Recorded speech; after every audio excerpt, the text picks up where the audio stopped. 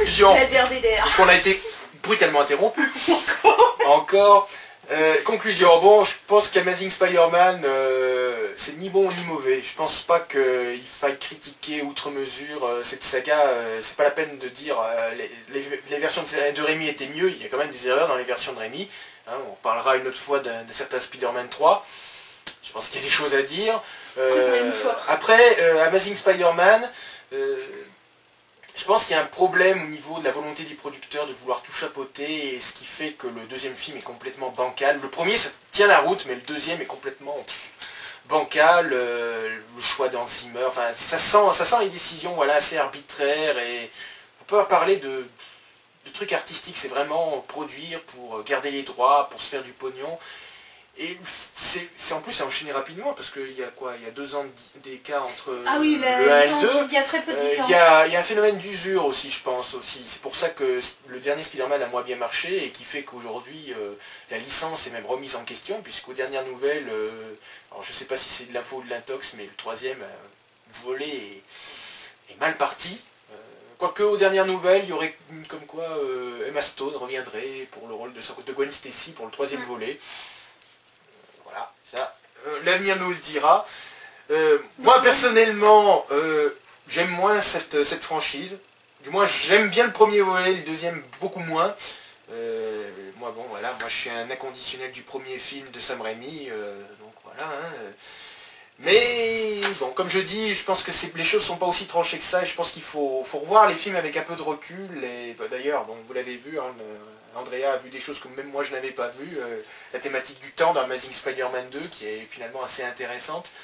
Tout n'est pas acheté finalement. Donc c'est pour ça que ces 2 films-là ne sont pas des nanas, c'est pour ça que cette vidéo sera hors série. Et que j'en ai marre, et que je ne sais pas trouver une conclusion convenable. Donc ce que je vais vous dire, je vous dis à la prochaine fois. Allez au cinéma, comme dit l'ami Matt, et à la prochaine.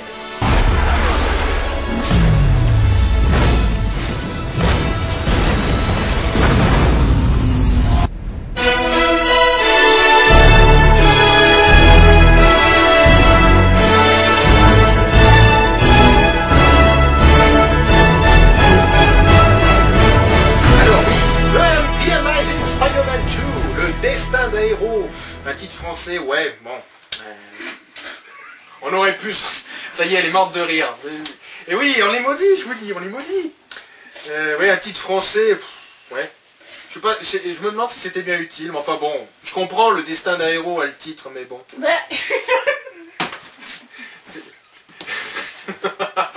Ça y est, c'est le fou rire. Vous savez, le JT de TF1, où il y a des gens qui se mettent à rire et que ça dure 10 bonnes minutes, bah voilà, vous aurez droit à ça dans la vidéo. Oh, il y a tout dans cette vidéo. Qu'est-ce qu'on s'amuse? On s'éclate. Qu'est-ce qu'on s'éclate dans le grenier. Je voulais dire quelque chose, mais là, attends, c'était quoi? Le cliché de la mine. Le cliché de la mine, le cliché de la mine. Non, je parlais des... Bon, désolé, arrêtons de déconner, hein. On va pas y arriver. Non, je parlais la question des titres avec un petit sous-titre dessous, c'est comme The Conjuring, les dossiers Warren. Ah oui, il n'y avait pas de sous-titres pour non, c'est The Conjuring.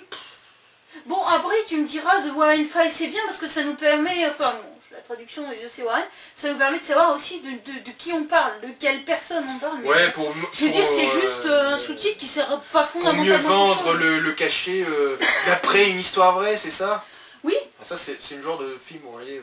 Mais en plus, c'est tiré vraiment d'une histoire vraie. Ouais, mais qu'est-ce qu'on s'en fout que ça soit tiré d'une histoire vraie, enfin bon, oui, c'est vrai, ça apporte du aussi. pédigré, mais souvent ils utilisent ça, et en fait ils utilisent un tout petit événement qui a eu très peu d'importance, et ils en font un énorme truc. Alors bah, d'après une histoire vraie, ouais, d'un tout petit truc au final. Mais bon, là c'est une histoire, toute l'histoire du film. Oui, enfin, c'est vrai que... On fait une digression sur un autre film qui est excellent d'ailleurs. Je le déteste ce film. Il comporte tous les clichés du style horrifique, je suis désolé, merde. Ouais, mais je veux dire, ça fond, mais arrêtez de dire que ce film est un chef-d'œuvre. Moi je préfère encore regarder Descent, ça me fait... Là, moi, ça c'est un film qui me fait peur. Bah moi je trouve pas que l'horreur ça soit fondamentalement de faire Il y a des mecs qui n'arrêtent pas de critiquer Paranormal Activity parce qu'on y voit des portes qui claquent. Qu'est-ce qu'il y a dans Conjuring? Je vous le donne en mille, des portes qui claquent. Oh bah t'as quand même un cas, bon je spoil un peu de possession, enfin t'as certes des... Oui. Bah, c'est original ça. Et l'exorciste, t'en fais quoi? moi l'exorciste je l'ai vu, ça m'a jamais... Soit l'horreur me fait pas peur, donc... Non, c'est vrai en plus. Il n'y a que le loup-garou, moi, il y a que le loup-garou de Londres qui m'a un peu effrayé, mais bon, quand t'as 7 ans... parce que les effets spéciaux étaient ouais, pas mais mal. quand t'as 7 ans, tu vois la transformation. Ah bah. Bon, arrêtons nos digressions, là. Mais quelle bande d'irresponsables regarde ce film. Regarde ce genre de film. Enfin, je dis ça, mais j'ai vu un gamin de 7 ans regarder Les Dents de la Mer, donc voilà, hein, ça mérite d'être clair. Moi, personnellement, oui. la première fois que j'ai regardé Les Dents de la Mer, je devais avoir 5 ans et demi. Ah, c'est pour ça que t'es si bizarre, en fait. Ouais, c'est pour ça. Ouais, t'étais Non, perturbé. et moi, j'ai vu Terminator et Les Dents de la Mer, j'avais même pas 5 ans et demi. Cette vidéo part en live. En cacahuète. Là, t'as des mecs qui vont te dire « Je le veux !» Je le veux. C'est le docteur Who qui arrive. Donc on est parti sur le titre The Amazing Spider-Man, on s'est retrouvé avec les dossiers Warren. Bon, le titre, bon, on va pas critiquer le titre, on s'en fout. De toute façon, on a beaucoup à dire sur le film. Combien d'autres films ont des titres pourris terribles? Alors en plus la musique s'est fait conspuer, mais... Ne parlons pas de Shyamalan parce qu'alors là, c'est la descente aux enfers. J'ai pas vu le dernier, j'ai pas vu La After. jeune fille de l'eau, c'est la descente aux enfers. J'ai vu Phénomène, je m'étais bien marré de voir « Ah, des arbres tueurs, on va tous mourir !» Merci, j'ai pas vu le film. Oh, bon, mais de toute façon, il s'est tellement appuyé, enfin... Non, mais je plaisante, hein... Je le savais, je suis sûr que tu le savais. Mais oui, je le savais. J'ai pas vu le film, mais je sais très bien. Non, mais ah non, je vais pas voir il est loin le temps du Shyamalan de Sixième Sens, du Village, même de Signe. Moi j'aimais bien. J'ai pas vu Incassable. Mais Signe, j'avais bien aimé. Signe, j'avais bien aimé aussi. Il y en a qui aiment pas, moi j'ai bien aimé. Ah si, faut... Et là c'est le... Voilà, c'est le... Je pense que Shyamalan, c'est le type même de mec qui a été porté au nu très vite et qui s'est vite brûlé les ailes. Bon, je pense qu'il suffit de voir le dernier Maître de l'air pour se rendre compte que le mec, il s'est grillé, mais... Oh, mais il s'est complètement perdu dans les confins de... Je ne sais pas quoi. Non, mais en plus, le film est stupide, quoi. C'est un truc agaçant quand tu vois le potentiel du réalisateur jusqu'au village, tu te dis... Ouais, ça va vraiment être bien, et après... Je pense, il faut... Enfin, son dernier film personnel, à mon sens, c'est Phénomène. Parce que tu vas pas me dire que le dernier Maître de l'air, c'est un projet qui lui tenait à cœur. Ça m'étonnerait, c'était une commande. Comme l'a été le film After Earth, où c'était Will Smith qui portait le projet. Je pense qu'il portait le projet de vouloir l'adapter depuis longtemps. Le dernier Maître de l'air, tu penses? Oui. Je sais pas, je trouve que je pense que je me trompe pas, c'est pas un truc c'est pas un truc qui correspond à son image, je trouve, mais bon, je peux me tromper, hein, mais... Voilà quoi. Mais il y a des... Je suis fatiguée moi. Il y a des cinéastes... on digresse là, tu vas voir, ça va encore couper.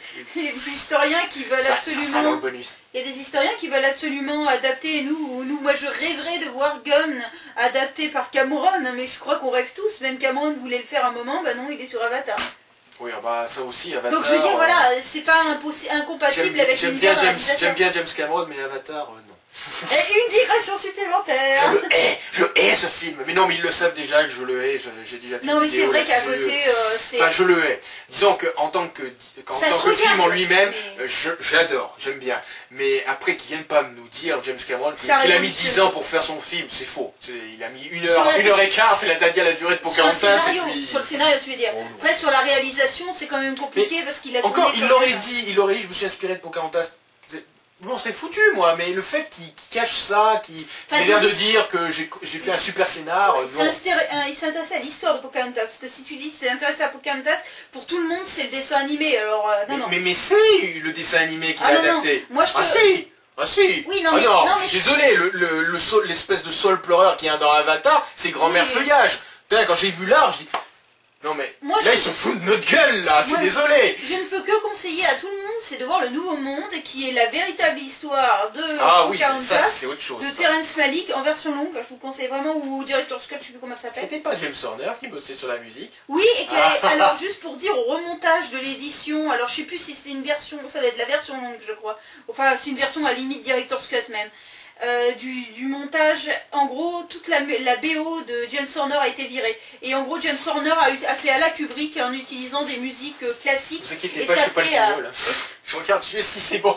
Il a utilisé des musiques classiques et c'est juste finalement ça a rendu le film encore plus grand, donc comme quoi en remontant un film. Bon allez, fin de la digression. Oui voilà. On va conclure parce qu'il reste peu de temps. Les conseils cinématographiques c'est quand même pas si malvenu. Non, c'est pas malvenu. C'est juste que la caméra... C'est juste que ta caméra est réticente à nos digressions. Alors voilà, ça fait la 4e fois qu'on recommence, on en a marre là. 5. C'est la 5e même. Donc, bon alors tout ça pour dire que...